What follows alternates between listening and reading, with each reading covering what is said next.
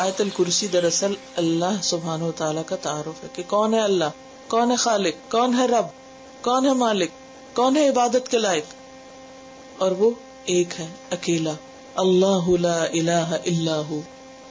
کیوں؟ اس لیے کہ الحی اور القیوم ہے، اس لیے کہ لا تأخذہ سنۃ ولا نوم ہے، اس لیے کہ لہ ما فی السماوات وما فی الارض ہے. اور آسمانوں کے علاوہ زمین، چلے آسمان تو ہماری پہنچ سے باہر ہے، لیکن زمین کا حال کیا ہے؟ زمین تو ہمارے پاؤں کے نیچے ہے. اور عمریں گزر گئی لوگوں کو زمین پہ چلتے، سوتے، کھاتے، پیتے، بیٹھتے، اس کو ایکسپلور کرتے، لیکن ابھی بھی زمین کے اندر جو کچھ ہے وہ سارے کا سارا انسانوں نے نہیں جانا. صرف اس پہ چلنے والے جانوروں کی قسمیں بھی ساری نہیں دیکھی انسان، اور وہ سمندروں کے اندر جو کچھ ہے وہ تو ابھی بہت ہی دور کی بات ہے.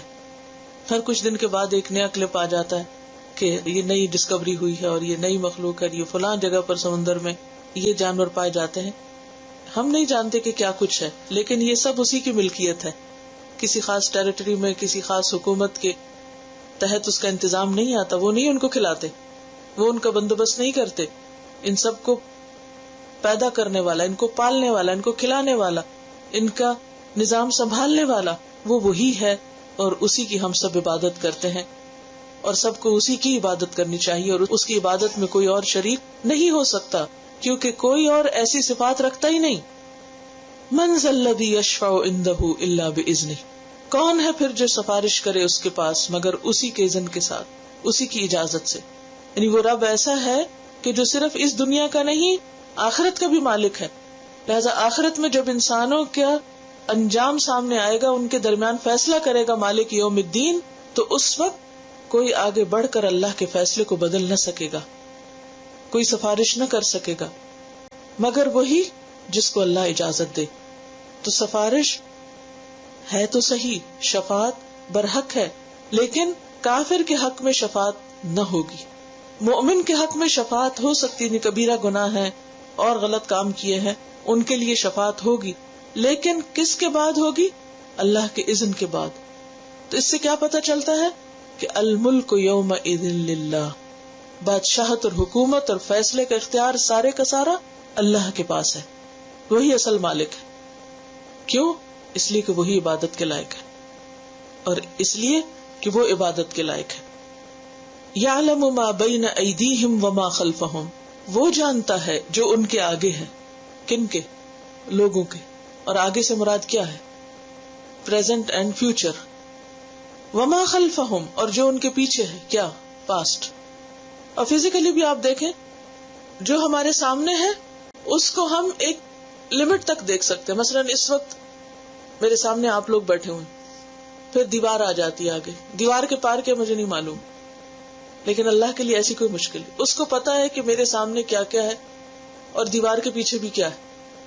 میرے پیچھے کیا مجھے نہیں معلوم، مثلا ہاں یہ ہے کہ دیوار ہے ایک، اور دیوار کے پیچھے کیا ہے، اب کون گزر رہا ہے وہاں سے یا نہیں گزر رہا ہے، یا خالی ہے وہ جگہ، اور اس سے پار اور اس کے پیچھے نہیں پتا.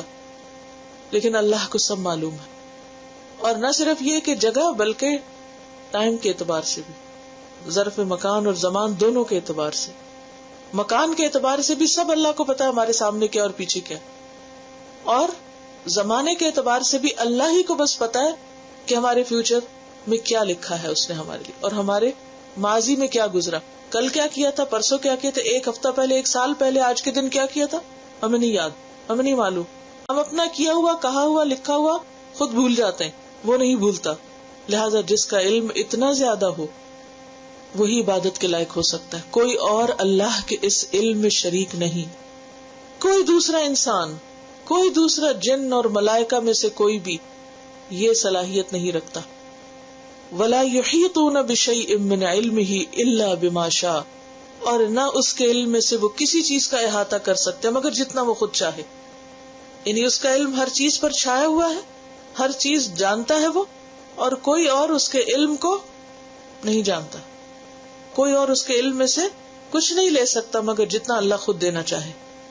حضرت موسیٰ علیہ السلام اگرچہ اللہ کے نبی تھے، لیکن سیکھنے کا بہت شوق رکھتے تھے. اللہ تعالیٰ نے ان کو خضر علیہ السلام کے پاس بھیجا اور کہنے لگے کہ میں مدتوں چلتا رہوں گا جب تک کہ میں ان کو پا نہ لوں. اور پھر وہ بہرحال ان کو پا لیے. جب وہ ان سے ملاقات ہوئی تو انہوں نے کہا چلو کشتی پہ سوار ہو کے چلتے ہیں کہیں اور سیکھنے کے لیے. تو ان کے ساتھ وہ ٹریول کرتے ہیں. جب وہ کشتی پہ بیٹھتے ہیں تو ایک چڑیا آتی ہے جو سمندر میں سے ایک قطرہ پانی لیتی.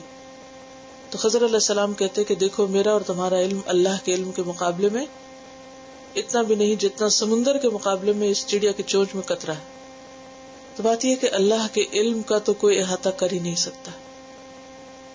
علم ایک قوت ہوتی اور اللہ کا علم ہر چیز سے زیادہ ہے. اور کرسی کے مقابلے میں جو عرش ہے وہ کتنا بڑا ہے. جیسے اس صحرا میں ایک مندری تھی.